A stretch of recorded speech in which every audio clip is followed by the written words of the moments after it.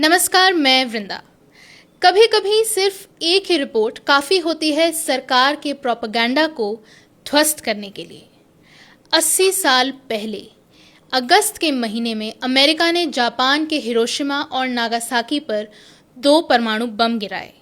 लेकिन बम गिराए जाने के फौरन बाद दुनिया में इस हमले को लेकर आक्रोश नहीं फैला।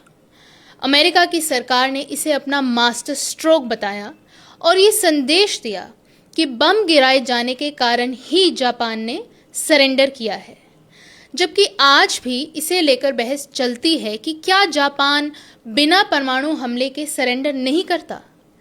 इतिहासकारों का एक समूह ये भी मानता है कि 1945 के अंत से पहले जापान सरेंडर कर देता, मगर सरकारी प्रोपेगेंडा के सामने इन सवालों को कोई जगह नहीं मिली।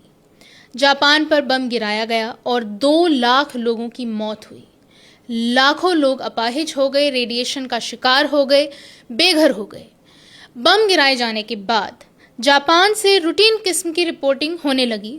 मरने वालों और नुकसान के आंकड़ों को छापा गया, लेकिन बम के असल प्रभाव पर ठीक से चर्चा नहीं हुई।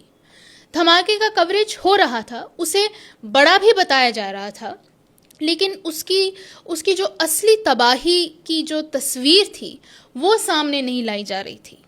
जैसे ही वो तस्वीर सामने आती है, सारे दावों की पोल खुल जाती है और सफलता की जगह सवालों का अंबार लग जाता है। मीडिया में रिपोर्ट होता है कि जापान में एक शहर गायब हो गया है, लेकिन गहराई से इसकी पड़ताल ही नहीं होती कि हमले में क्या हुआ, हमले के बाद क्या हुआ, इस हमले की ह्यूमन कॉस्ट क्या थी, ये नैतिक आधार पर गलत था या सही था, इसे लेकर बहस नहीं होती। अमेरिका का मीडिया वो नहीं करता जो उसे करना चाहिए था।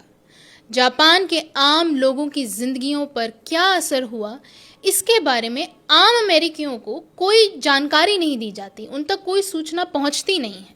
मगर फिर 1946 में मई के महीने में हमले के करीब 9 महीने बाद द न्यूयॉर्कर पत्रिका के एक पत्रकार और उपन्यासकार जॉन हर्सी जापान जाते हैं। 3 हफ्ते वहां रहते हैं, पीड़ितों से मिलते हैं और अपनी रिपोर्ट तैयार करते हैं। रिपोर्ट का नाम होता है हिरोशिमा। सिर्फ एक शब्द, हिरोशिमा। बम गिराए जाने के ठीक 1 साल बाद द न्यूयॉर्कर में ये रिपोर्ट छपती है। द न्यूयॉर्कर की टीम ये फैसला लेती है कि अगस्त 1946 के अंक में सिर्फ एक ही रिपोर्ट छापी जाएगी, जापान से आई जॉन हर्सी की रिपोर्ट। रिपोर्ट शुरू होने से पहले एक नोट डाला जाता है कि इस पूरे एडिशन में, इस महीने के इस अंक में हम सिर्फ एक ही रिपोर्ट छाप रहे हैं। एक पत्रिका अपने पाठकों को चेतावनी देती है कि आप जो पढ़ने जा रहे हैं वो आपको हिला कर रख देगा, और ऐसा ही होता है। जॉन हर्सी की 30,000 शब्दों और 4 चैप्टर्स की ये पूरी रिपोर्ट आग की तरह लोगों के बीच फैल जाती है। आज की भाषा में ये वायरल हो जाती है।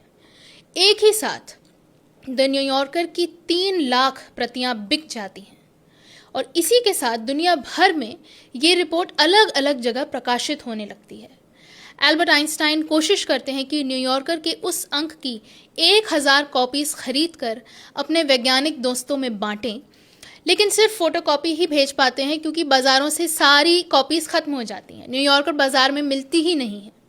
2 हफ्ते में ही न्यूयॉर्कर की अगस्त 1946 की कॉपी 120 गुना अधिक दाम पर बिकने लगती है। एक मैगजीन। सरकार तिलमिला जाती है और इस रिपोर्ट का जवाब प्रोपेगेंडा से देने लगती है।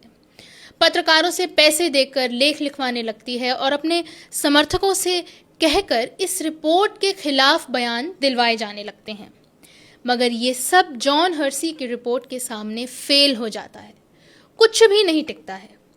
हर्सी ने सोचा था कि अमेरिका की सेना और जापान की सेना से बात करके अपनी रिपोर्ट लिखेंगे, मगर सेंसरशिप इतनी ज़्यादा थी कि सेना से कोई जवाब नहीं मिला। तब वो तय करते हैं कि जापान जाएंगे और वहीं पर अपनी स्टोरी ढूंढेंगे। अगस्त 1946 के न्यूयॉर्कर के कवर को देखकर कोई ये नहीं कह सकता कि इसके पन्नों के भीतर हिरोशिमा जैसी रिपोर्ट छापी गई है। कवर पर एक पिकनिक का सीन है। अमेरिका की जनता 1 साल से जिस पिकनिक में मस्त थी, उसके पीछे हिरोशिमा की तबाही की कहानी छिपी थी। जिस समय जॉन हर्सी ने अपनी रिपोर्ट प्रकाशित की, उस समय तक जापान पर हुए हमले की न्यूज़ पुरानी हो चुकी थी।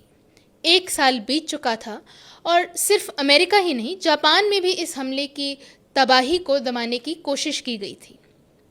उस समय, उस हालात में जॉन हर्सी अपनी रिपोर्ट दुनिया के सामने रख देते हैं, लेकिन अपनी रिपोर्ट में वो कहीं भी मरने वालों के आंकड़े का जिक्र तक नहीं करते।